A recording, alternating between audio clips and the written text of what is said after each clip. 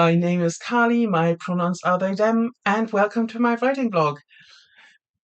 This is the week after one of my big events of the year. I'm doing book events because I'm running my indie imprint since last year, but I'm also doing yarn events where I'm selling my handspun yarn and giving people the opportunity to try out a spinning wheel. So yeah, lots of stuff going on. So this week we are starting off with a bit of a quieter note, I think. Um, One of my goals for this week is literally just to write more on Dragon Watch, my work in progress that I've been documenting here. It's my first draft of a volume that's in a sort of loosely connected series. I've also been making more plans for future volumes in that series, and I'm getting lots of small ideas weirdly lately. So yeah, all this is happening, um, but I'm trying to take it a bit like slower this week because I've just been over like the big one of the big year's events and actually booked the same event for next year already, and it was really lovely. But as you can probably tell, I'm really tired. So yeah, just trying to give myself some grace this week and do a bit of work on the books, but not too much. I think I have the first September weekend is just chore related, but from the second September week onwards, it's really ramping up. I think I have like 2 weeks where I have like 2 weeks and with 4 different events. So which is also why I have decided not to unpack the car fully, but just to make sure that like what can stay in the car is just going to be in the car for now. So yeah, September will be really busy. This is the last week in August, so I have like lots to organize as well. I think that gives me enough to do to yeah, just get through this week. If I've sort of learned anything from the last weekend, is that I really need to be a bit more realistic how much energy I have to give. And yeah, just not push myself all the time to fill every single moment with either writing or yeah, whatnot.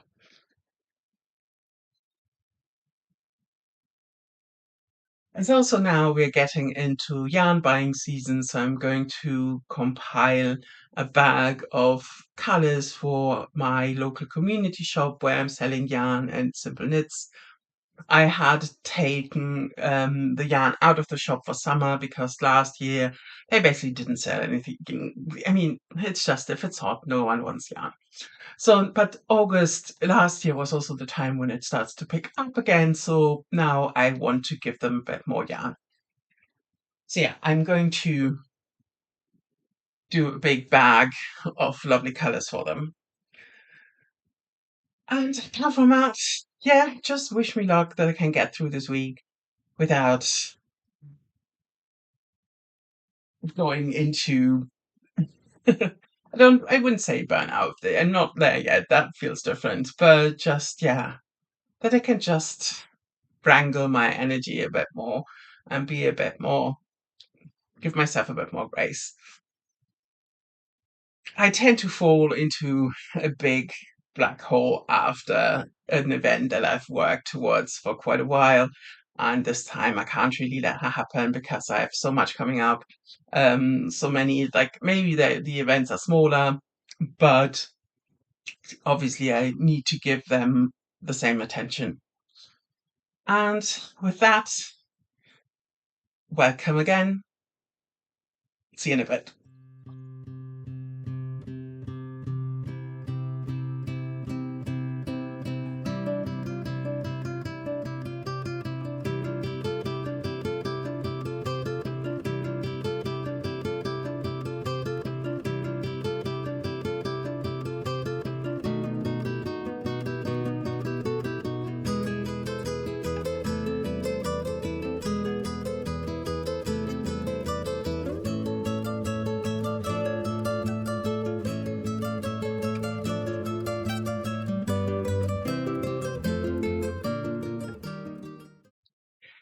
It's Wednesday afternoon and it's raining, which is amazing. I can't even properly remember the last time that it rained.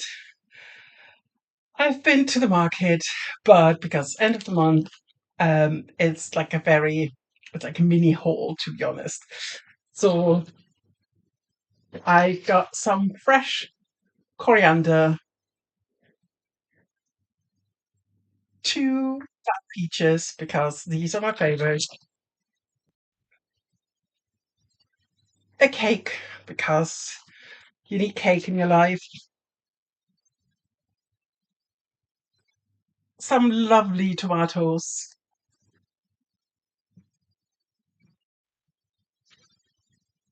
and today's sprouts are pea sprouts. They didn't have any flowers that I wanted to buy because they're now having all the tulip bulbs for next spring, but I don't have any space yet to plant them. And I don't want to buy them already because then they're just going to sprout and start off and get moldy. So I've learned the hard way that I need to wait until I actually have space in the garden to plant tulips. It shouldn't take too long this year because I didn't do many like extra pots, so I will have a few free once I get to it. But yeah, that's a bit of a smaller haul this time. As you can see, it sort of depends as on the state of my fridge, also because I've been away this weekend. I haven't really made a great dent into my fridge. So yeah, I need to. There's some stuff I need to finish anyway. Um, I've now progressed with Dragon Watch. I've had a really good writing sprint just now, and I'm now in chapter 27. What I found really, really interesting was that the paper in the new notebook is very, very different.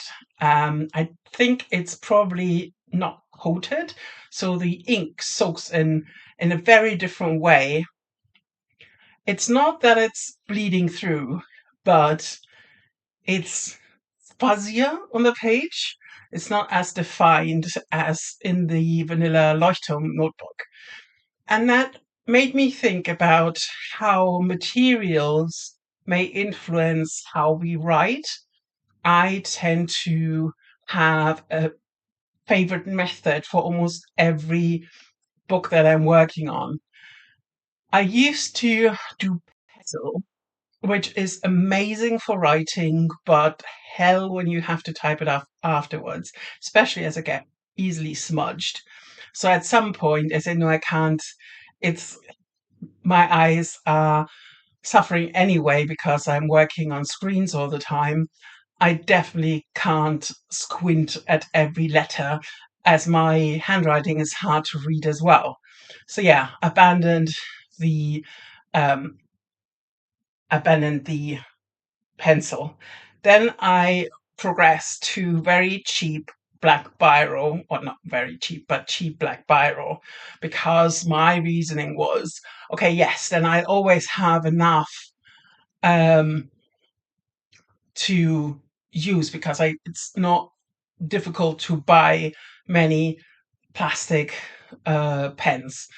But clearly, it's not great if you're going through the pens at the rate that I'm going through them to buy like the cheapest option. So at some point, I said, okay, let's spend a bit more money and be a bit more sustainable to use biros where I can actually replace everything. So did that and had because for the Sun and Flame duology, because I had two different POVs, I tended to, especially in the later book, I tended to write each POV in a different color, one in black, one in blue, or something like this. I don't know if I'm the only one who does it. If you do it as well, please let me know. The only weird one. Um, and then at some point, um, I think by chance, I had the chance to try out one of the Sharpie refillable. I don't know if they're gel. Yeah, I think they're gel um, mines. So, and I quite like that. So I bought quite a lot of refills for one of those. I still have them, and at the moment, I'm actually considering whether I should switch to that because it's a bit the tip is a bit finer, and I'm just worried that I'm just losing too much ink because the fountain pen, which is sort of the last one in the series, when I decided, well, actually, I really would love to write more on fountain pen. I have one very cheap one that I've used, I think, for the season of Frost and Blossom. I used the cheap one because I have some of the cartridges as well, and I wanted to use them up.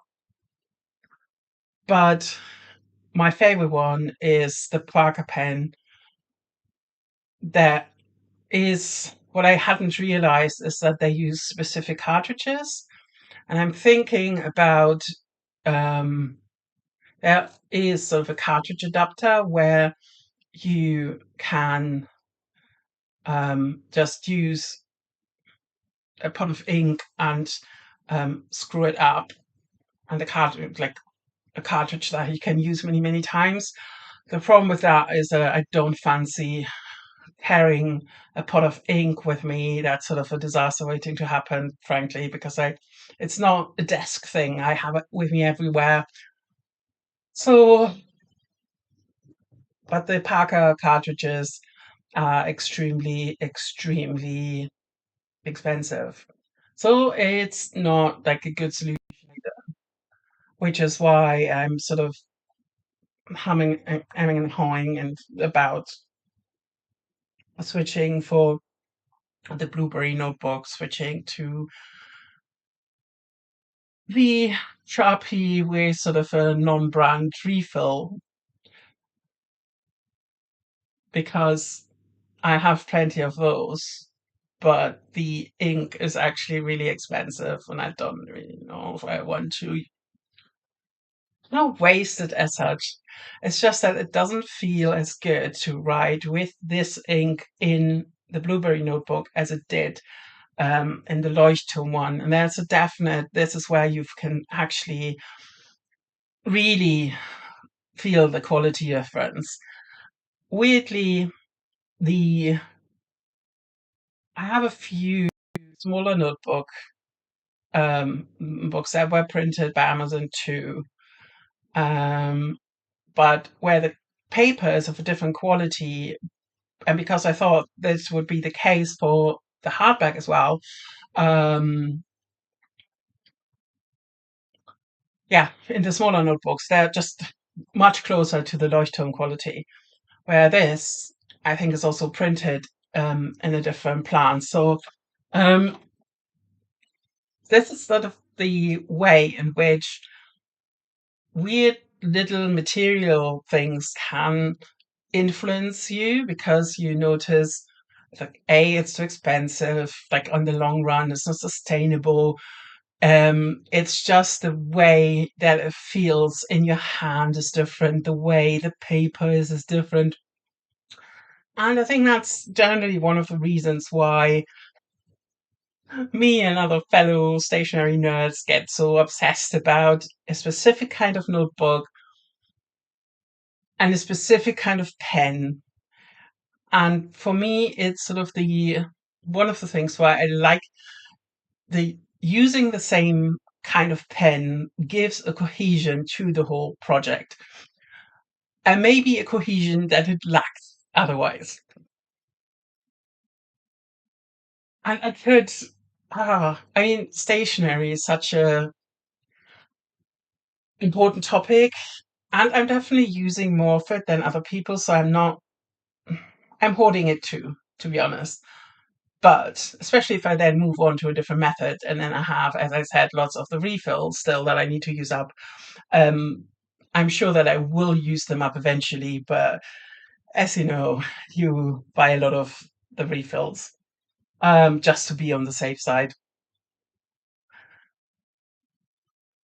So yeah, that's one of the things where that just got me thinking about, again, bodily sensation transferring into the writing. And for me, I think the most important thing is that I don't have to worry about, oh, do I have enough ink left? That's really important. Do I have enough space left in the notebook? I will start to carry the next notebook with me very, like, when once I'm in the last 30 pages, even though my head knows I'm going not to, like, race through 30 pages, but just having the next one with me is very helpful. And it's probably related to my anxiety stuff as well.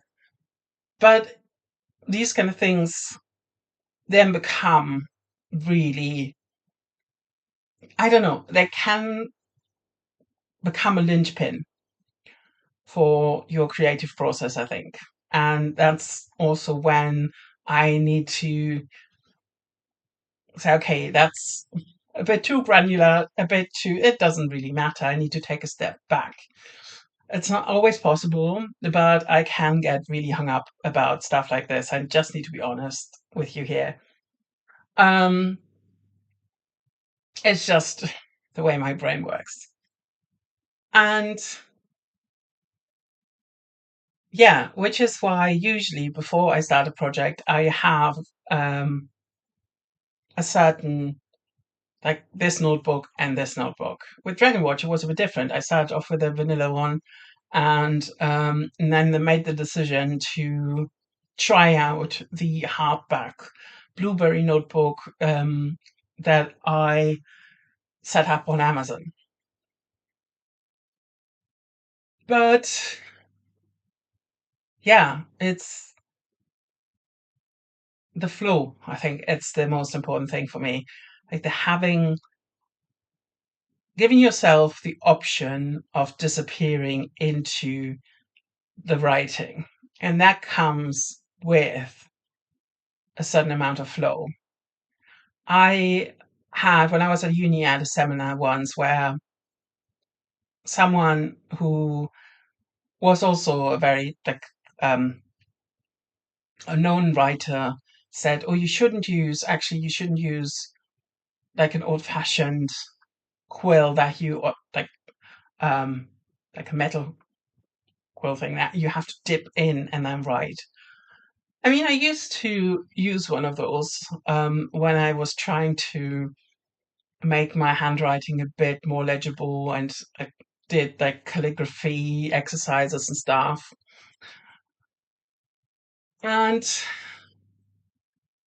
I never really noticed that it took me longer to get over the threshold of then disappearing. I think that when you have your, like, your speed, your writing, you get your own rhythm with the dipping into ink and writing and then dipping again.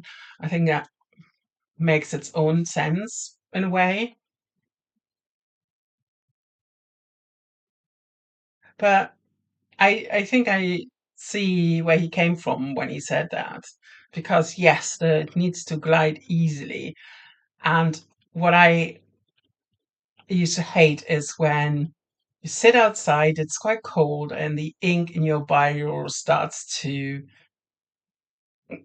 play up. Because I like to sit outside on my lunch breaks when I'm working from the office, that happen quite frequently.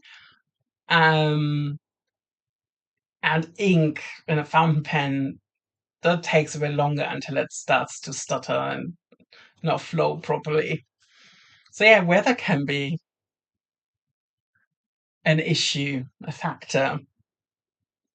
And then I'm thinking about all those poor little monks sitting in their scriptoriums and with like inks that are on the brink of freezing and just shivering away and having to be really precise under the most horrific circumstances. And I'm not quite sure whether it's a bit strange to say it, but I there's a sort of kinship that I feel for people who did basically, I mean, they wrote for different reasons, but they still spend most of their days writing, and it's a very specific movement. It's sort of quiet, maybe contemplative as well. I mean, I'm sure some of them used it in this way. And then, yeah, I think there's a certain kinship there, which is might be also one of the reasons why I have never moved on to writing the first drafts directly into my laptop. And that might sound a bit over the top, but I think there's something to it, that it's a very human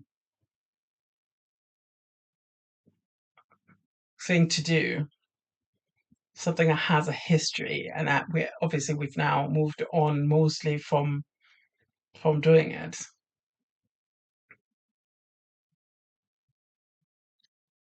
But I think if I then, especially if I'm writing in the first person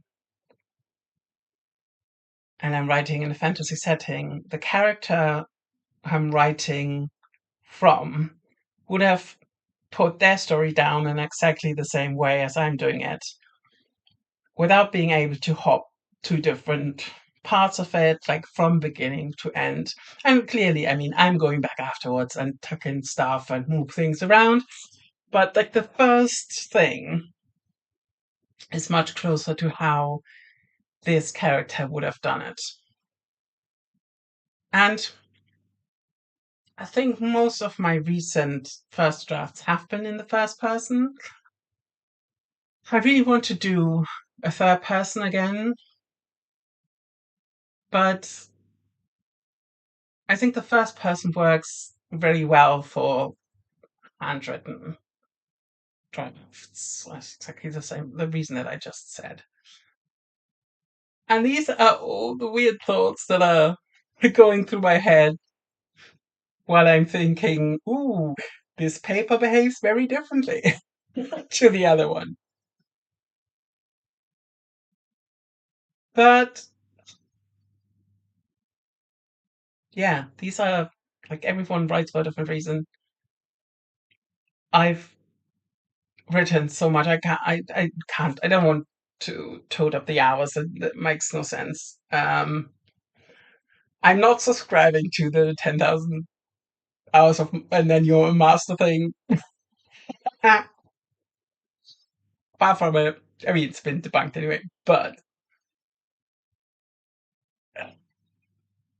I just don't know how much paper, how much ink have gone through my fingers. Sometimes I feel a bit bad about it because there must be lots of projects that I wrote at least like half a draft and then abandoned them. So I might have used quite a lot of paper that didn't lead anywhere. Um, like so many writers, I have lots of notebooks that have a few pages used and then abandoned. I have lots of notebooks that were gifts, like, and I've not started using them because I have my preferences.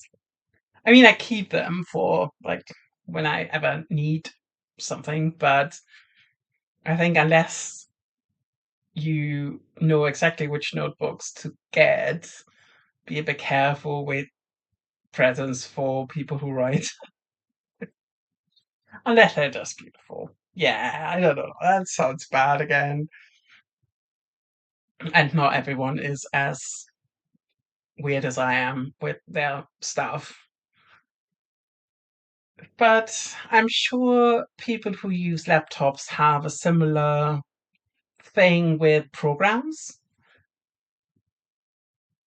Whatever program you're using might very well influence how you're writing, especially if you use other software like in combination. So I would be really interested to hear if that's the case for you. If you feel, oh, I need to have these windows, otherwise it doesn't work. I need to have, I mean, there are lots of people who say I need two screens because I need to have like my outline on the other one and then the main screen. Um, I'm in a fortunate position that that's not what I need. So I can actually take my stuff with me because, yeah, one of the main reasons why I'm still handwriting is the flexibility where like I can write anywhere, anytime. With a laptop, sort of sometimes, but not everywhere. It's a bit difficult in the car, for example. So yeah, let me know. I'm always like utterly fascinated by writers' processes because everyone, literally everyone, has their own thing. Everyone is so different, um, and I think we should celebrate all of our pro- processes equally, and that's probably what's going to make up like the heart of this installment, I suppose. I'm not quite sure how what I'm calling it yet. Giving the installment names is one of the great joys. It's a bit like with how I'm naming chapters, because when I'm naming chapters, I usually will pick a phrase that is used in that chapter for the chapter itself. And my ambition, which is not always possible, is sort of that every chapter title would make a good book title. Yeah, as I said, that's not always possible. Or at least a good name for a racehorse or something. And it's like how I'm naming these log installments. It's a bit similar, but I don't know. Yeah, I need to think about it. Okay, I think I need to make myself a cup of tea, eat a slice of cake, and then I'll see you in a bit.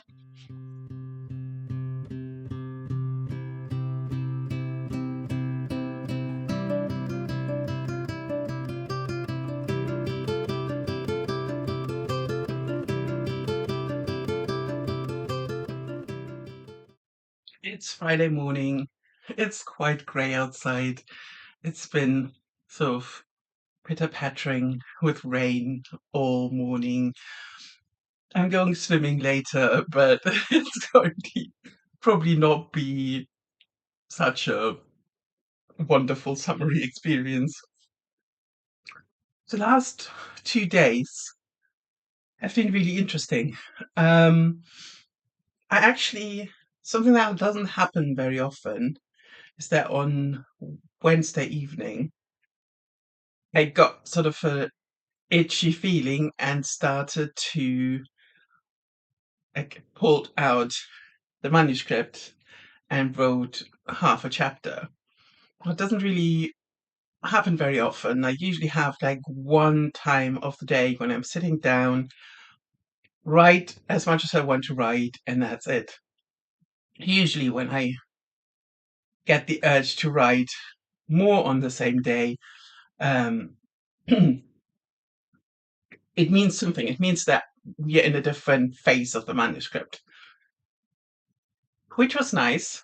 Um, and then yesterday, as this installment is all under sort of the stationary star, um, I made the decision to switch pens because I, for some reason, I really don't like how, as I mentioned, how the fountain pen feels on the paper of the Blueberry notebook.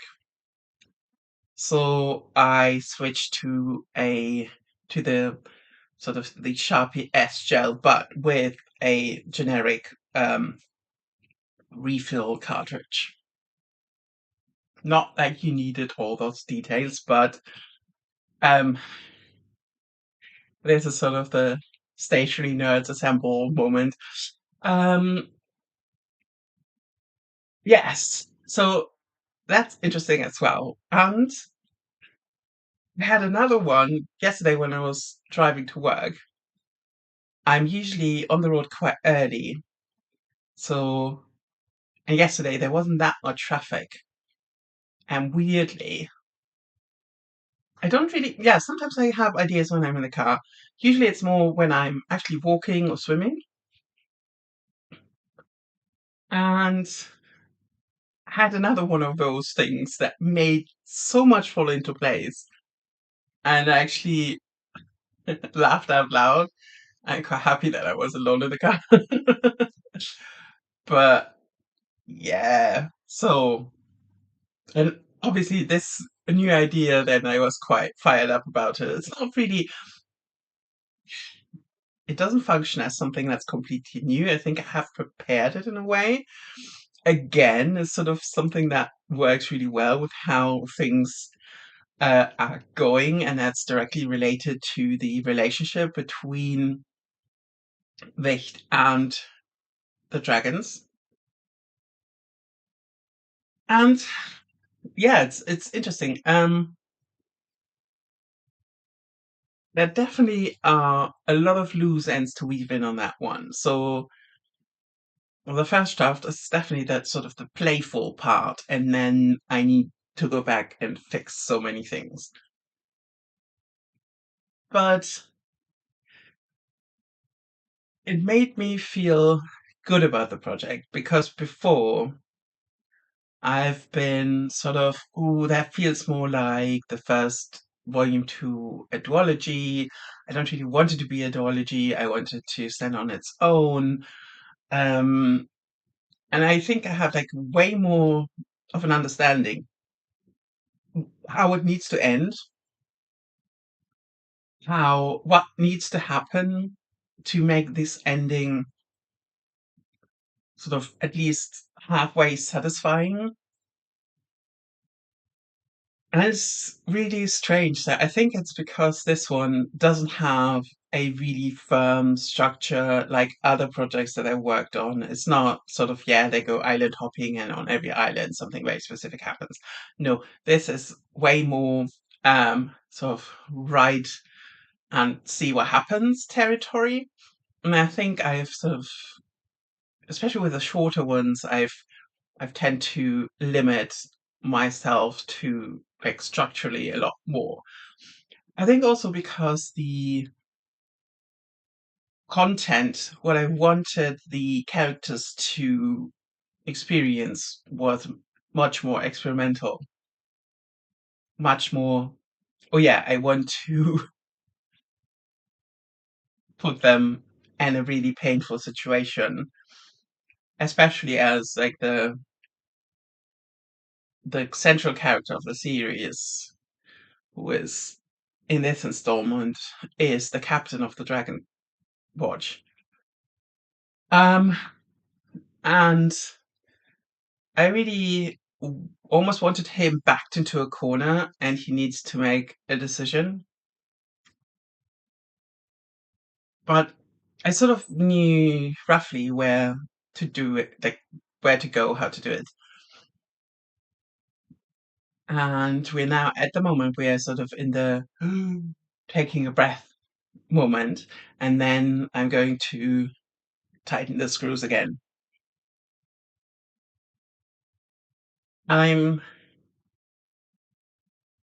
It's really strange when he entered my sort of storyverse. That's how I call it, because all of my books are somehow connected, just maybe just with the setting, sometimes with a legend that pops up in both books. So yeah, there's sort of almost like a spider web. So Discworld. That's usually, I know Cosme is a bit too ambitious. I mean, Discworld is, for my mind, is sort of the non plus ultra of all fantasy series.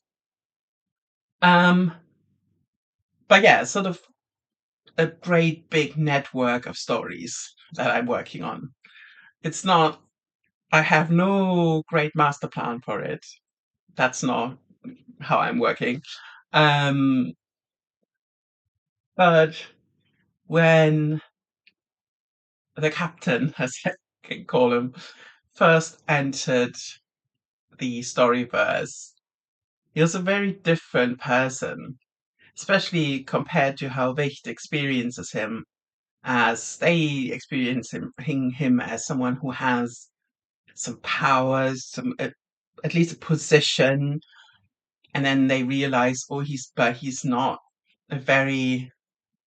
He has his opinions, but he's not your typical, um, let's say, romantasy hero or something. He's not sort of 7 feet tall, raven haired, like jaw to cut glass, and always shirtless. That's so not him.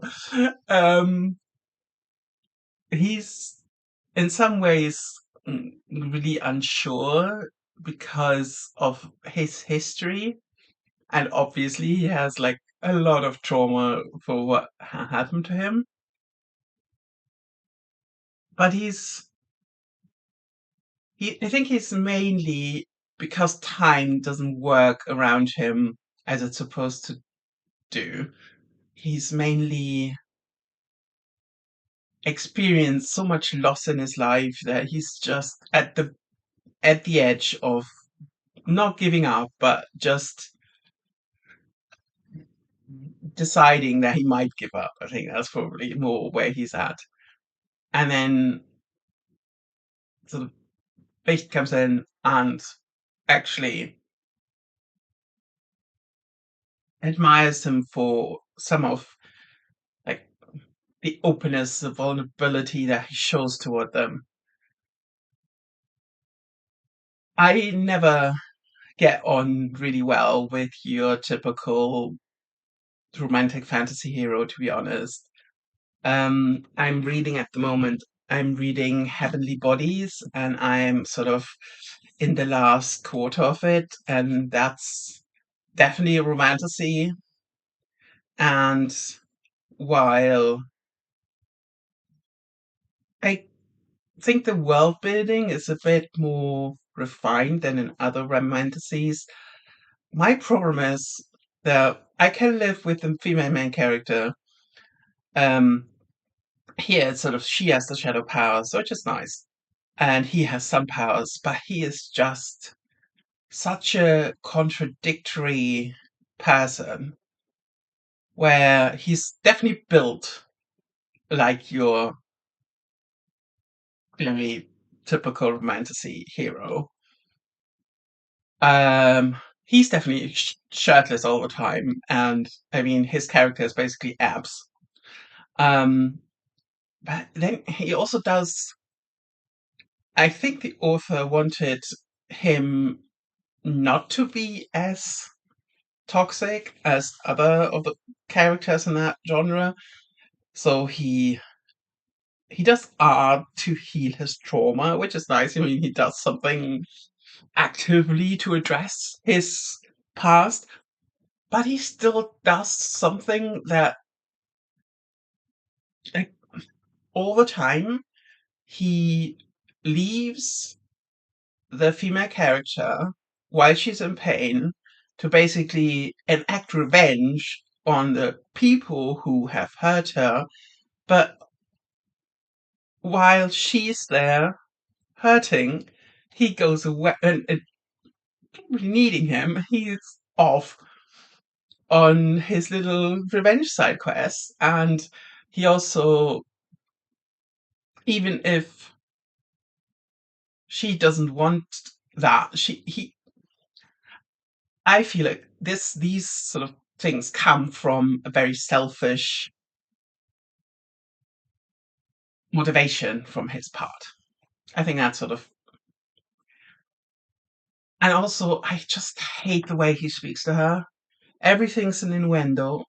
Um, and then there are some moments when it's a bit quieter, but even then he sort of brings in this sort of, I know it's supposed to be banter, it's supposed to be playful, but I just despise this man. I'm going to finish it. Um, but I don't think I'm going to move on in the series, I think. And I mean, I have no qualms with the writing. That's all fine. As I said, the world building is interesting. It's just the characters that I don't vibe with. I saw, because it's one of those books where I didn't really read the synopsis or anything, and I almost begged the book to be sapphic because there are really good female characters in here, really good ones. But of course, that's not what we're doing. And as soon as he popped on the scene, I sort of, oh God, no. It's one of those things that you ask yourself, are you straight people okay?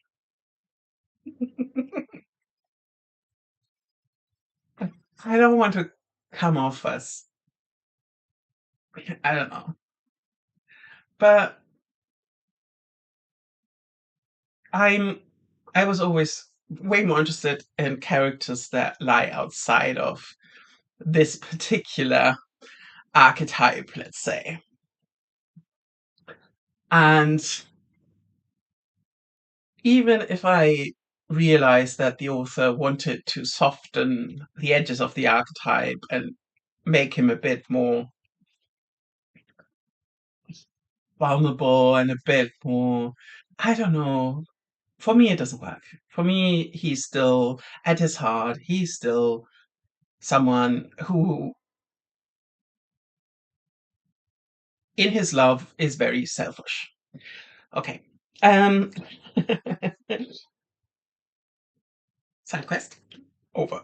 Um, and for the captain and Richt's relationship, and then the third person who now is starting to come in, um, it's, I mean, I have made the decision of placing it like way beyond all the usual romantasy norms. But in a way, I don't think it's a romantasy book, but it definitely has a stronger romantic subplot as as other books um, that I've written. And so I'm thinking very much about. I mean, this is also why I'm reading romantasy and things that are more into that direction, just to know more about the genre and see how my writing might fill or fall into some of those gaps that it um, breaks up. And yeah, it's really interesting because I'm, so as I said, I'm at the moment where they're not talking a lot about what's going on because it's the deep breath moment, and now they've actually arrived, sort of traveled. I've done a little time jump in between because otherwise, yeah, not everyone is as obsessed with travel as I am. And then they're now where they are supposed to be, where they were meant to travel all along. and they are arriving at a new place, and tensions run high. It's a very prestigious place. It's basically one of the Wizard Council seats in the world. So there are a few all across the continent. And what basically happens that they've been tasked with from one Wizard Council to go to the other Wizard Council and get them to do stuff. Basically, that's sort of their objective, which is comes one of my favorite words lately of the whole story. Or not the whole story, but sort of this segment of you doing this. Um, and I think it's going to be interesting because the captain has been a very different person for the Wizard Council than he has been for Wicht until then.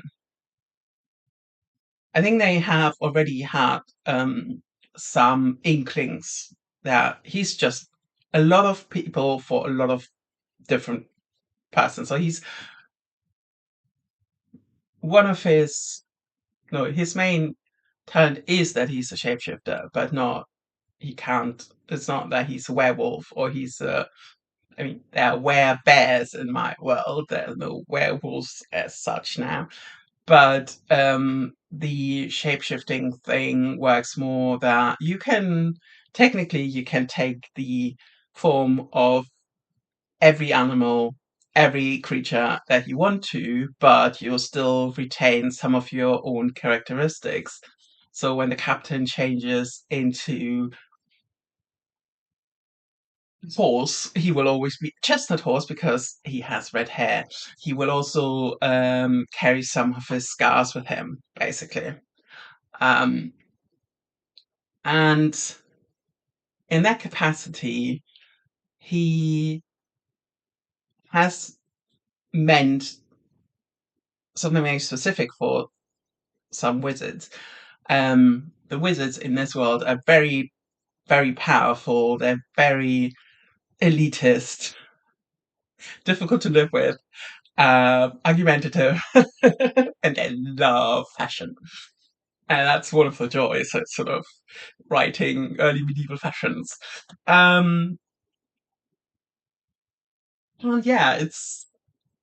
I think Reed is going to see another side of him, and